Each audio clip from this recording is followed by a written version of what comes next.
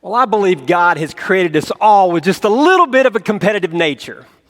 Now, I know this varies, and some people may only have just a small dose of competitiveness in them, while others are just oozing of competitiveness. I mean, it's just coming out of their pores.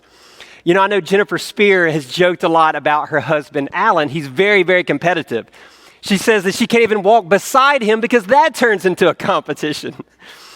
Well, I have to admit that I have a pretty strong competitive nature, as well as my wife, Lois Ann, which really means that our three sons had no choice but to be born with a competitive nature. So we learned early on, though, that we could use this for our benefit.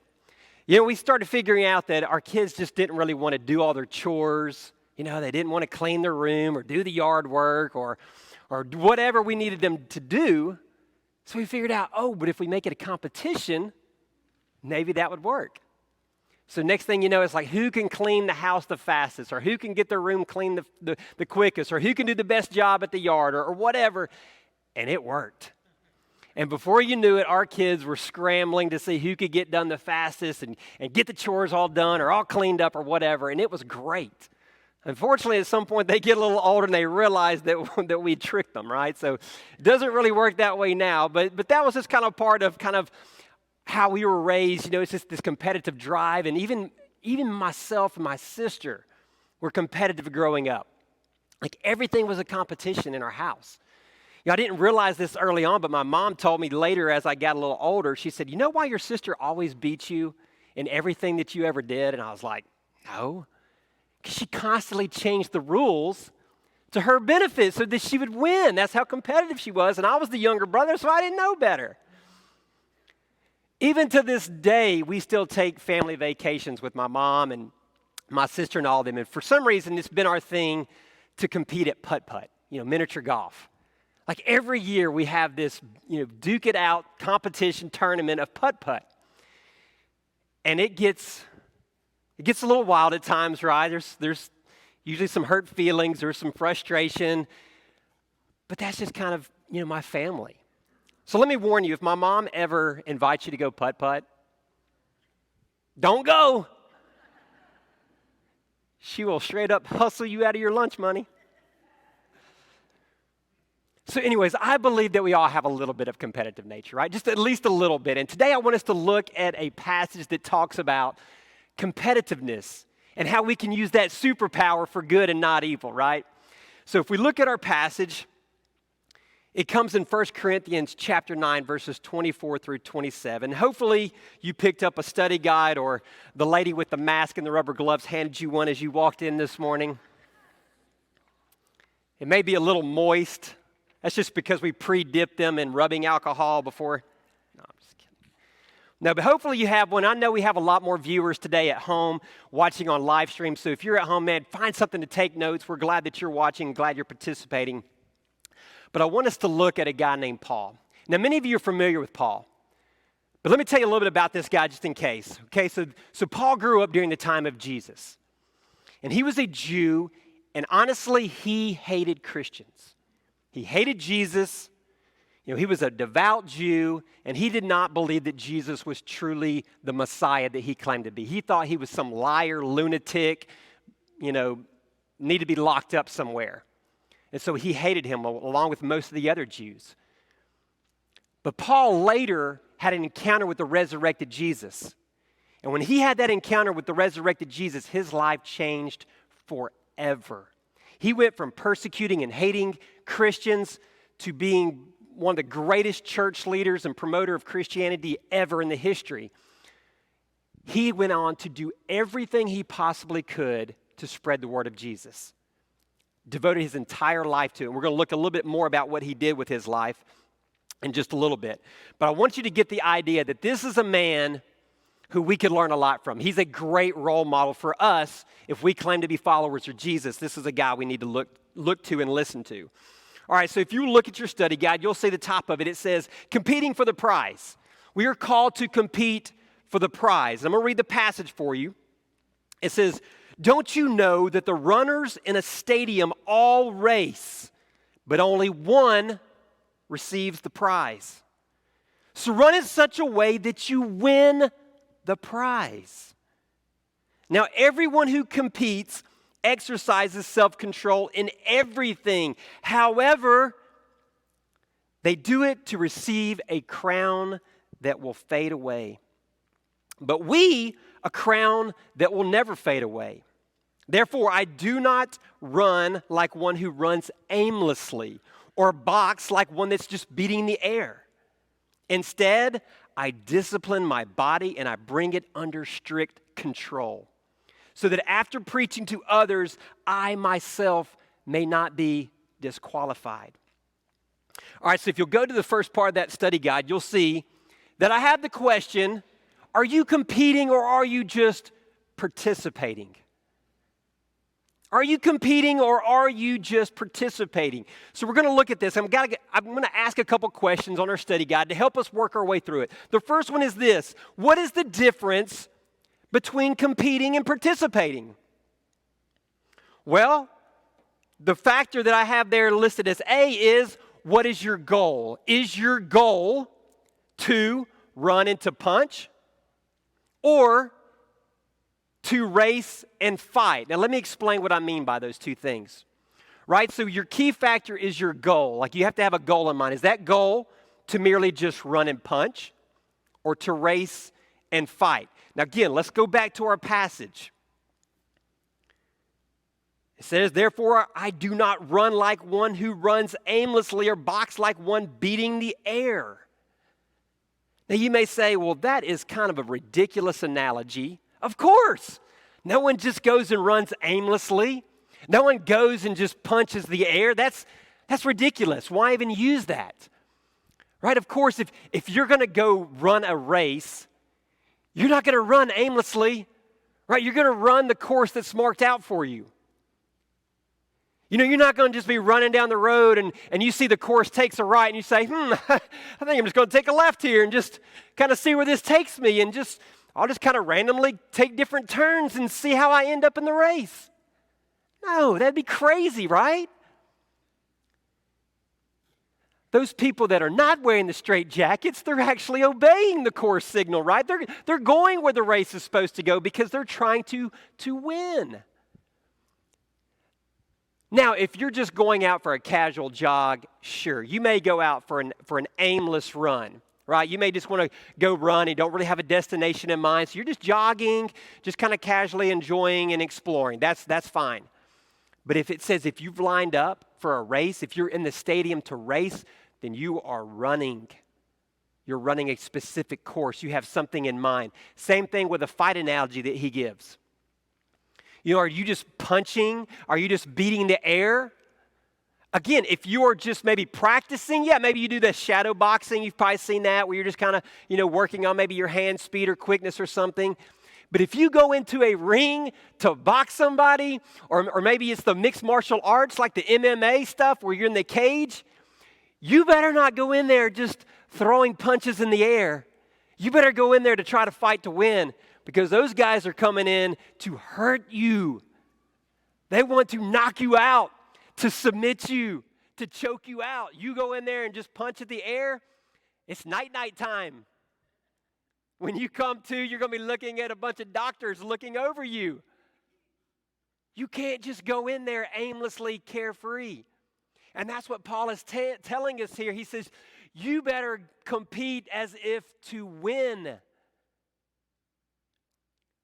So the difference between competing and participating is your goal. Are you truly just a run and a punch, like no big deal? Are you racing?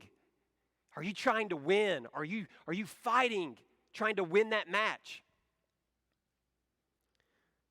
The second question, or the second part of that factor, not the question, but the second part is your effort. What kind of effort are you giving? That will determine if you're participating or if you're competing. Is it to just show up, or to go all out? Now, many of you, whether you played on a sports team, maybe it's people that you've worked with, maybe it's employees that you've had, maybe it's people that you were in a study group with at school or whatever, maybe just you've been around. You know the people that just show up. They just show up. They're just there. They're there because they were forced to be there, they had to be there, or they're trying to get a paycheck or whatever, but they're just doing the minimal effort. And then you have those people, maybe that you played with on a team, that they were there to win. They were giving every ounce of their energy, everything that they had towards the project, towards the mission, towards the goal, or whatever. They wanted to win. They were going to give everything. That's the teammates that we want, right? That's the people that we want to be surrounded with. And again, if you're just there to participate, you're just probably showing up. But if you've come to compete, you're not just showing up. You're there giving every ounce of effort that you have. Look at Paul. What kind of effort did he give? Did he just participate as a Christian? Or did he give max effort? Let me tell you, Paul documents this about himself. He says, I have worked much harder. I have been in prison more times. I have been whipped much more. I have been near death more often. 5 times I was given the 39 lashes by the Jews.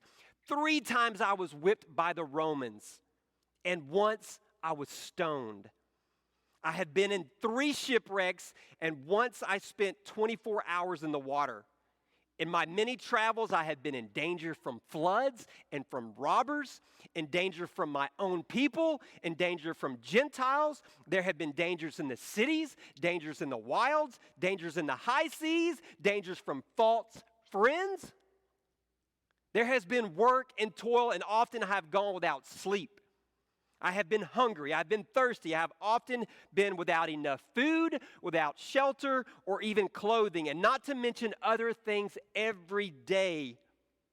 I'm under the pressure of my concern for all the churches.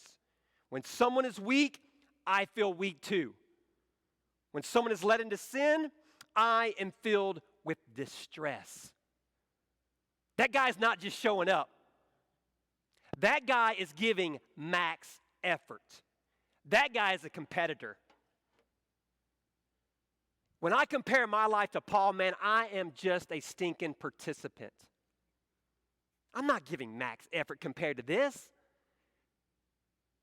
And I hope you realize, too, the majority of you in here, you think that was a ridiculous analogy of just running aimlessly and punching the air, but guess what? Reality is that's probably us. Are you truly giving max effort like Paul was giving? Are you just participating? Are you just in it for the participation trophy? You know what the participation trophy is? That's something I think that maybe is a little newer. It's where everybody's a winner. Everybody gets the trophy. We'll tell a story about my middle son, Colin. I told you, Colin, I was going to call you out. When he was about 6 years old, we were playing soccer. And I was coaching their team. And we lost the first game of the season. And I was trying to encourage him, like, hey, you know, look, competitive nature, right? So I'm like, hey, it's okay. Look, our team's going to get better. We're going to improve. We'll do better throughout the season. And he said, Dad, it's okay. I thought he was going to be upset. I was like, okay. He says, Dad, we only have to win the last game. And again, this is like 6-year-old soccer. There's no tournament, playoffs, championships. I was like, win the last game? He said, yeah, Dad, we win the last game, we get a trophy. I guess the season before we probably had lost multiple games, but he won the last game and he got the trophy. It's that stinking participation trophy. Everybody that participates gets the trophy, right? Here's the sad thing. I know it had good intentions, right? Everybody wants to feel good. Everybody loves the trophy, right? It encourages maybe participation. But the sad fact is, not everyone is going to win. And I think it has given us a society of entitlement where we all think we deserve certain things just because we are participating. But guess what? There are losers. Not everybody gets the job. Not everybody gets success. Not everybody gets, whatever. Not everybody gets into heaven. There are losers. There are winners. Just participating doesn't get you everything that you want. So are you participating? Just trying to get that participation trophy? Or are you truly competing for the prize? I hope you feel inspired to actually compete and not just get that stinking participation trophy, right? That you're going to actually do something and pursue something. So let's look at the second question on your study guide. It says, how do you compete successfully? How do you compete successfully? 2 factors. You must have discipline. You must have discipline. Paul says in verse 27, instead I discipline my body and bring it under strict control. And again, he's using the analogy of the athlete. If you're going to be a top athlete, if you're going to be the best of the best, you have to discipline your body and your mind. You have to sacrifice a lot of things that you want in order to achieve that high level of success, to get your body to compete at the highest level. Strict training, maybe lifting, running, constantly practicing on your skill. I'd read a book recently about Michael Jordan, and it was his trainer. And we think about Michael Jordan, we think, man, what the greatest basketball player of all time. That guy was so gifted, so talented. Yeah, but you don't realize how hard that son of a gun worked. He worked all the time. All the time. He was constantly pushing himself. He was constantly trying to get to the next level. And I think about that in our Christian walk. Are we constantly trying to push ourselves and discipline ourselves to get to that next level? And I know some of you are thinking, well, I don't really know about this discipline, the whole athlete thing.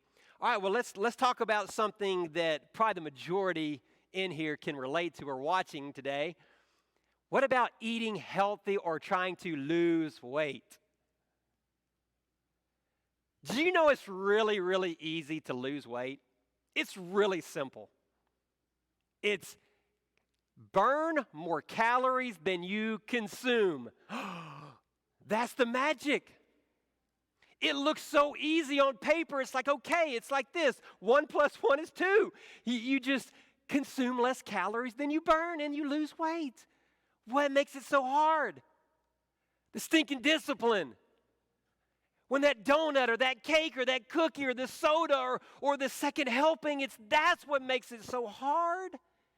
It's the discipline that it takes. And you may do that for 1 day, but then try to do it for 2 days or a week or month, right? It's hard, right? And that's what Paul is talking about. Like discipline, it's not easy. It is hard. The athletes that he's talking about, they were getting ready to compete in these games. They had to go into a 10-month training of strict discipline. If they didn't do that, they were disqualified. So that's why he says, I don't want to be disqualified, so I discipline myself. And when I was in seminary, we had to read this book by Donald Whitney. And there was a quote in there that has just, it's been ingrained in my brain, like such a great quote. It says, discipline without direction is drudgery. Think about that. Discipline without direction is drudgery. If you don't have a goal, if you don't have a prize, and you're just trying to discipline yourself, it's not fun, right? Like that's drudgery. But when you have a prize, when you have a goal, then it makes it a lot easier to be able to discipline yourself. I've talked about several times how I like to do these Spartan races, and I know I'm crazy for doing these things. But I started doing them a few years ago, 3 or 4 years ago, and there are these runs that are like anywhere, most of them anyways, are like 3 to 7 miles. And there's no pavement. It's all dirt, rock, mud, water. You're carrying heavy objects. You're climbing ropes. You're crawling in mud under barbed wire, over walls. I mean, just ridiculously hard stuff. And some reason I pay to do this. Pastor Tom always says, and you pay good money for this, right? Well, several years ago when I first started this, I remember hearing about this impossible task called the Spartan Ultra. And I thought, man, that is impossible. There's no way ever. 32 miles of that. 72 obstacles. For some sick, twisted reason, I thought that's a goal. Because they give a really cool belt buckle. They have a really good prize. And I thought, man, I want that belt buckle. So I disciplined myself. Guys, and I hate running. I hate running. But I ran, and I ran, and I trained, and I trained, and I trained for this thing.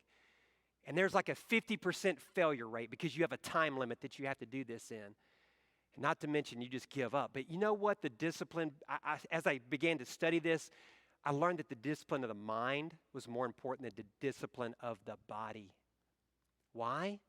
Because a lot of people quit because they felt the pain. They were tired. They were hungry. They were exhausted. They had no more energy to give. And they quit because that's what their mind was telling them. When in reality, God created a pretty amazing machine. And that machine will keep going. And so I had to train my mind to get out of comfort. When I was tired, keep going. When I was exhausted, to keep pushing so that I knew that I wouldn't quit when it came time for the race. So I did this race.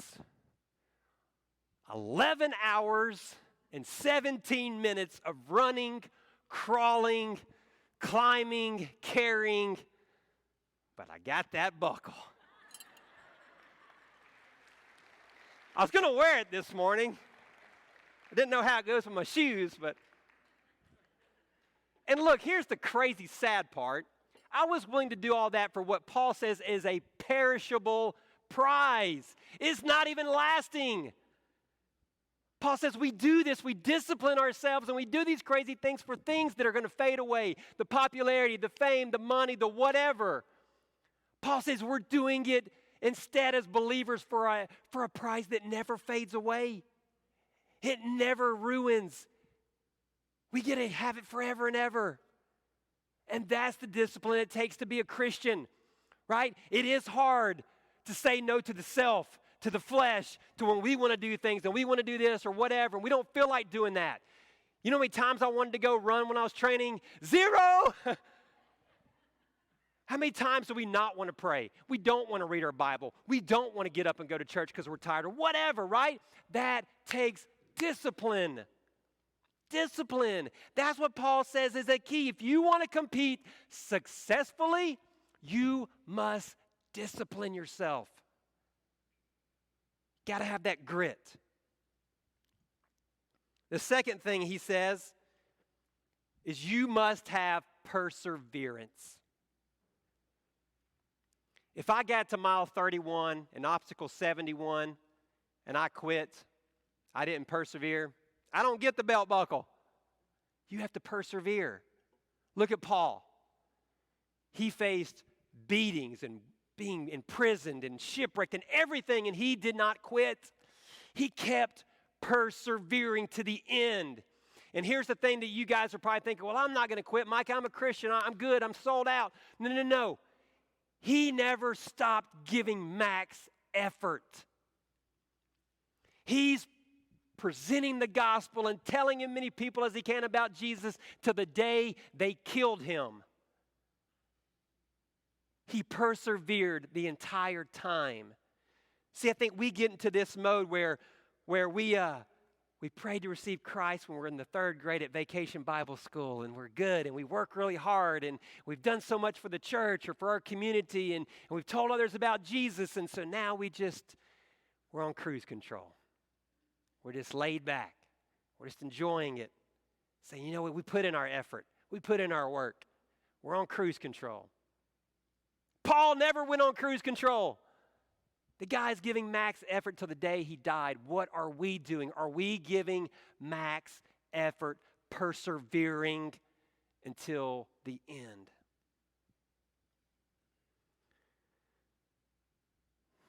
Are you just participating? Or are you truly competing? If you look at the little conclusion statement on there, it says, we are called to be more than just participants. We are called to be champions. When we settle for anything less than this, we are not fulfilling our purpose. We've missed it. God gives us one life. He doesn't want us just participating. He wants us using this life to the fullest, giving max effort, maxing out the life that God has given us. Because one day we're not going to be here on earth, and all we're going to have is maybe memories or to look back and say, man, what did I do with my life? What did I do with that one life that God gave me? Did I use it to reach my maximum potential? Did I fulfill the purpose that God intended for me? Did I really compete as if to win? Or did I just settle for a participation trophy? You know, I prayed to receive Christ. I knew I wasn't going to hell. Man, that's good enough for me. Man, that's not Paul. Paul's an amazing hero that we can learn lots from. And I pray today that we all step up our game, that we all fight as if to win and race as if to win. Now, let me clear up something because I don't want people to get confused. You are not competing for the prize that Jesus is offering, okay? So I don't want you to get confused saying, well, does that mean we have to earn our salvation? Do we have to get first place in order for Jesus to let us into the kingdom? No. All right? The prize that Paul's talking about, that prize of eternal life through Jesus, that is a gift that Jesus gives us freely. What I'm talking about is how are you giving effort once you become that Christian, once you have that prize of eternal life? Are you just settling for the participation trophy, or are you giving the max effort? You know, Matt and the praise team, they're going to come on up right now, and they're going to lead a song. And I want you to think about this. I want you to analyze your life. Are you just participating, or are you giving that max effort? And here's the reality. There's people in this room. You guys are in the stands. You're up in the bleachers. You're not even in the race. You're not even participating. Guess what? You cannot win if you don't run. You cannot win. You've got to get in the race. You've got to get in the fight. What does that mean? That means accepting Jesus as Lord and Savior. That means acknowledging that I am a sinner, that I am not perfect, that I have fallen short. But I know that there's a Savior named Jesus that came and He lived a perfect life and He died on the cross for my sins. And that He says if I just confess with my mouth that Jesus is Lord and I believe in my heart, then I will be saved. That's the prize that never fades. That's the prize that no one can ever take from you. That's what you need to do today if you have not done it already. If you will, please stand. I'm going to be down front. If you want to come down, if you want to pray with me, if you want to kneel and pray at the altar, feel free to do so. This is your time.